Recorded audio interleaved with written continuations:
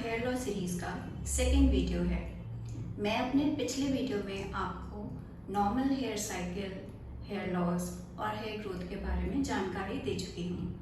तो चलिए इस वीडियो में जानते हैं कि एबनॉर्मल हेयर लॉस या बालों के झड़ने की समस्या किस तरह से प्रेजेंट कर सकती है।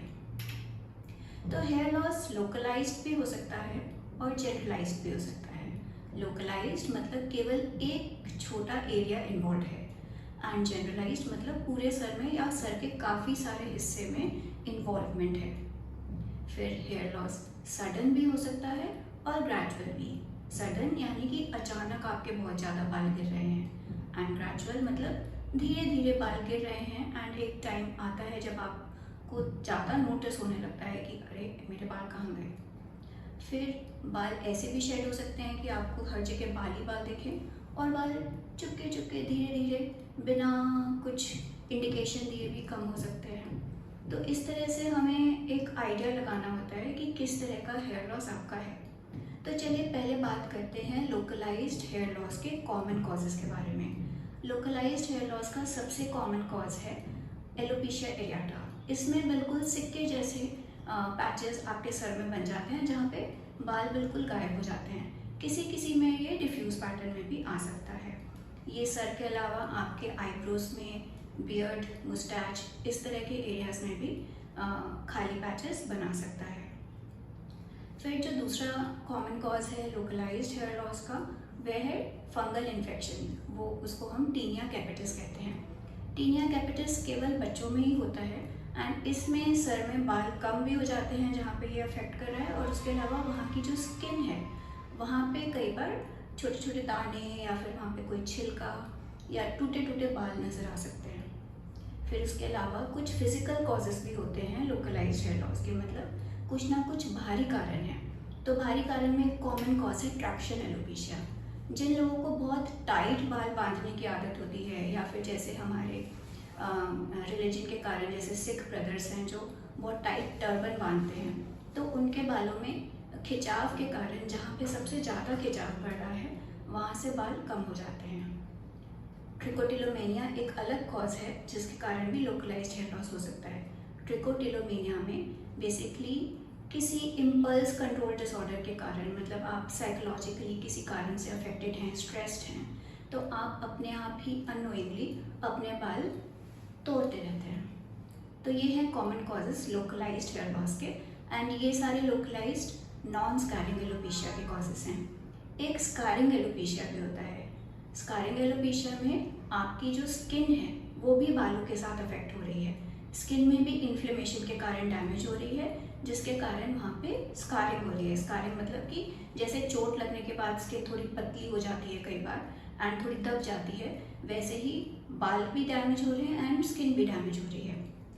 ये काफ़ी प्रोग्रेसिव हो सकता है और अगर ये समय से नहीं पकड़ा गया तो इसके कारण परमानेंट हेयर लॉस हो जाता है। तो इसके ज़्यादातर जो कॉजेज़ होते हैं या तो वो इन्फेक्शंस होते हैं जैसे कोई बैक्टीरियल इन्फेक्शन, वायरल इन्फेक्शन या फंगल इन्फेक्शन, या फिर वो कुछ पर्टिकुलर स्किन के इन्फ्लेमेटरी डिसीजेस हो सकते हैं जैसे कि लाइकन प्लेनस हो गया, लूपस एरिथमेटोसिस हो गया। तो इसमें जो बाल जाते हैं फिर वो परमानेंटली लॉस हो जाते हैं, इसीलिए इसको टाइम पे पकड़ पाना बहुत ज़रूरी है। तो ये तो हो गए लोकलाइज्ड कॉजेज़। अब हम आते हैं जनरलाइज्ड हेयर लॉस के कॉजेज़ के बारे में। जनरलाइज्ड हेयर लॉस जो सबसे ज़्यादा कॉमन कॉज है वो है पैटर्न बॉल्डनेस या फिर एंड्रोजेनेटिक एलोपेशिया। ये मेल पैटर्न बॉल्डनेस और फीमेल पैटर्न बॉल्डनेस के नाम से भी जाना जाता है। जो मेल पैटर्न बॉल्डनेस है वो आप जानते ही होंगे कि ज़्यादातर जो मेल्स हैं जिसमें ये होता है उसमें एक पैटर्न में बाल जाते हैं। बेसिकली आपकी जो फ्रंटल हेयर लाइन है उस पर रिसेशन हो जाता है, बाल पीछे जाने लगते हैं। फिर जो ये टेम्पल्स हैं यहाँ से भी खाली होने लगता है, स्कैल्प के सेंटर में से यहाँ पे भी बाल जाने लगते हैं। तो ये ग्रेजुअली धीरे धीरे करके प्रोग्रेसिव होता है एंड बाल ख़त्म हो जाते हैं। मतलब इसमें जो बाल जा रहे हैं वो जा रहे हैं, अगर चले गए तो वापस नहीं आएंगे। ऐसे ही फीमेल पैटर्न बॉल्डनेस भी होता है। फीमेल पैटर्न बॉल्डनेस जो है वो थोड़ा कम कॉमन है बट उसमें भी हेयर लॉस परमानेंट हो जाएगा, तो टाइमली उसको पकड़ पाना बहुत ज़रूरी है। फीमेल पैटर्न बॉल्डनेस में अक्सर हेयर लाइन इन्वॉल्व नहीं होगी बट जो ये सेंटर वाला पार्ट है यहाँ पे मेजर थिनिंग होने लगती है। कुछ लोगों में स्लोली प्रोग्रेसिव होता है, कुछ लोगों में काफ़ी जल्दी जल्दी प्रोग्रेस हो जाता है। एंड इसमें कहीं ना कहीं हॉर्मोन्स का रोल है और जेनेटिक्स का भी रोल है, इसीलिए इनको एंड्रोजेनेटिक एलोपेशिया भी कहते हैं। फिर एक और कॉमन कॉज है जनरलाइज्ड हेयर लॉस का, वो है टीलोजेन एफ्लूवियम।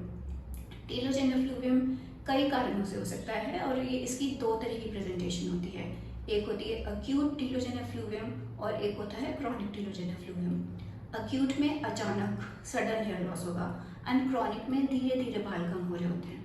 बट इसमें जो हेयर लॉस हो रहा होता है वो रिकवर हो सकता है अगर हमने इसको कारण पता कर लिया और उसका हमने रेमेडी ले ली, तो this is something which is recoverable. तो इसीलिए इतने सारे कॉजेज हैं हेयर लॉस के, और एज अ पेशेंट आप खुद नहीं समझ पाएंगे शायद कि आपको किस तरह से हेयर लॉस हो रहा है। तो आपको एक डर्मेटोलॉजिस्ट की सलाह ज़रूर लेनी चाहिए। सेल्फ ट्रीटमेंट में टाइम वेस्ट नहीं करना चाहिए।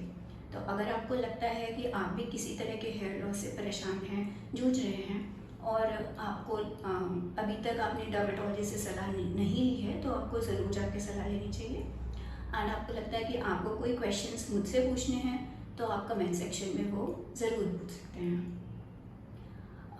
नेक्स्ट वीडियो जो मैं बनाऊंगी वो मेल पैटर्न बॉल्डनेस के बारे में होगा। तो जल्द ही मिलते हैं, तब तक के लिए thank you and keep saying to yourself that I love my self.